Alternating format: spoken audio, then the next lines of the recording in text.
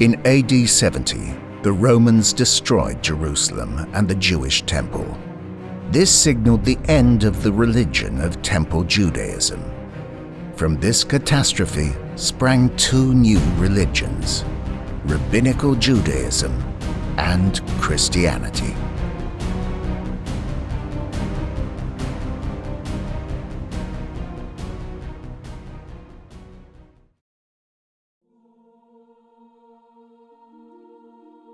My name is Paul George. I'm the author of a new book called Jesus of the Books, A Pragmatic History of the Early Church.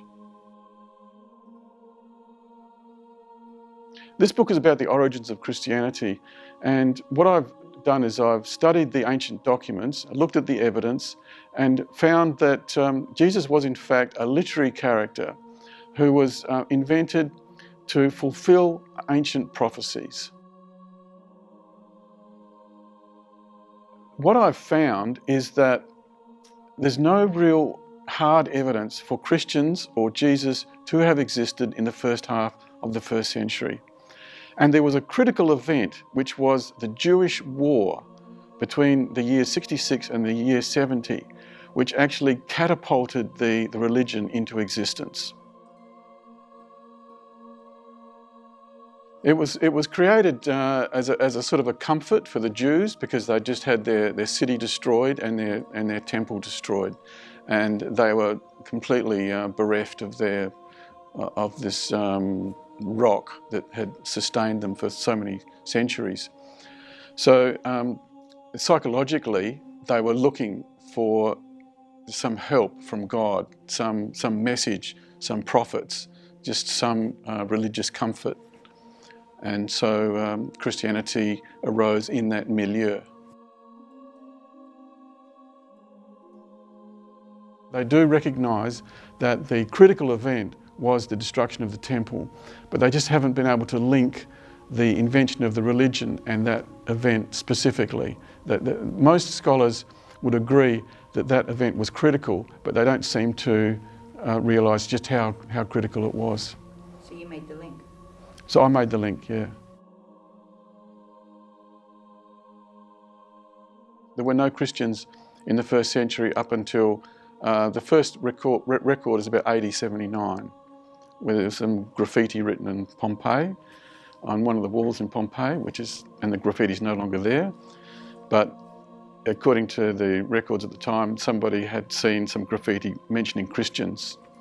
And we know that Pompeii was destroyed in 79. So that's the most direct evidence we have of Christians in existing in the first century.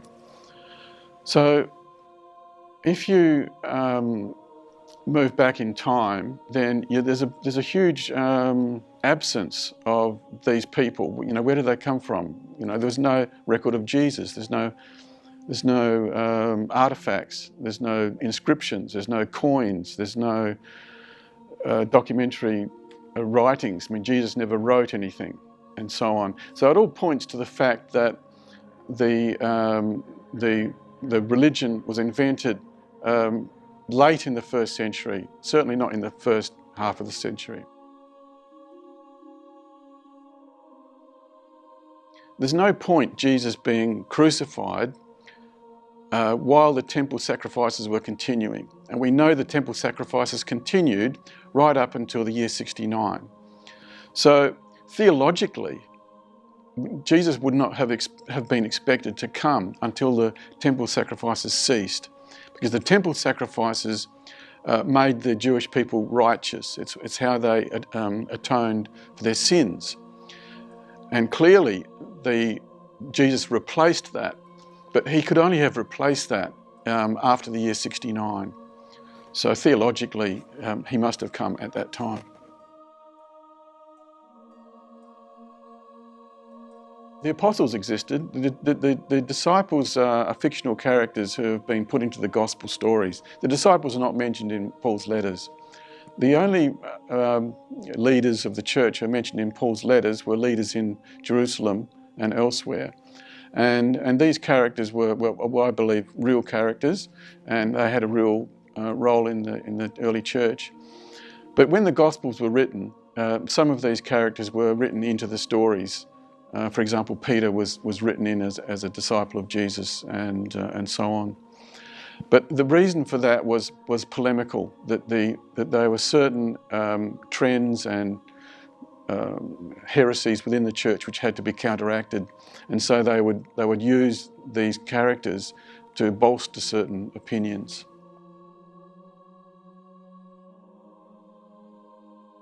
My attitude is that this explanation is sympathetic to humans. I'm not criticising people for inventing a story. It's because this is what they did in order to survive psychologically. In fact, the message of the Bible, or the message of the New Testament, is love. And the reason for that was because of all the trauma that they'd experienced during the war, and the dispossession and the dislocation, and losing their families and so on. So the roots of the religion are in trauma, but the message is, if you like, a good message.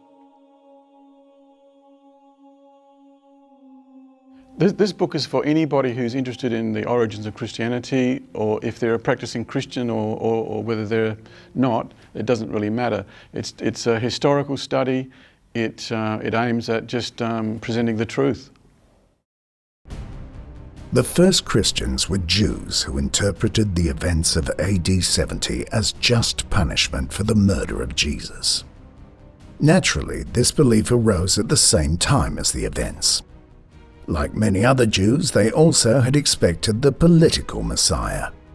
They were disappointed, but this was a temporary setback. A second coming was now expected, and this made them more fervent. As Festinger and co-workers discovered in their classic research published in When Prophecy Fails, disconfirmation of expected messianic events fortifies fervor and the desire to preach the word. This is counterintuitive, as we expect people to abandon the faith that makes failed predictions. We have no reason to doubt that the same mechanism was at work in the first century.